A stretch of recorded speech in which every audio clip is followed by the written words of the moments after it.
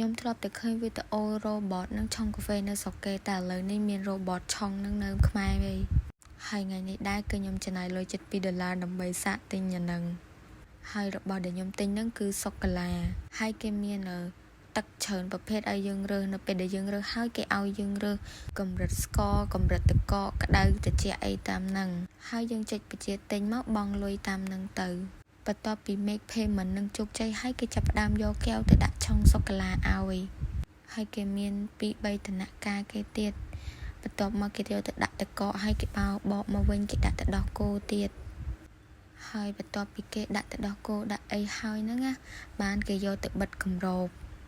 ហើយកន្លែងហ្នឹងមុនហ្នឹងពេលដែលខ្ញុំអានដូចជាមាន option ថាយើងបាច់យកគម្របក៏បានដែរដើម្បីថែរក្សាបរិស្ថានអញ្ចឹងណាប៉ុន្តែខ្ញុំត្រូវជិះម៉ូតូអញ្ចឹងខ្ញុំក៏យកគម្របមកហើយបន្ទាប់ពីរួចរាល់អស់ហើយ robot នឹងតម្លាក់ឲ្យយើងតាមបន្លោះនេះចំពោះរសជាតិដែលខ្ញុំកំងនឹងសូកូឡាគឺរសជាតិ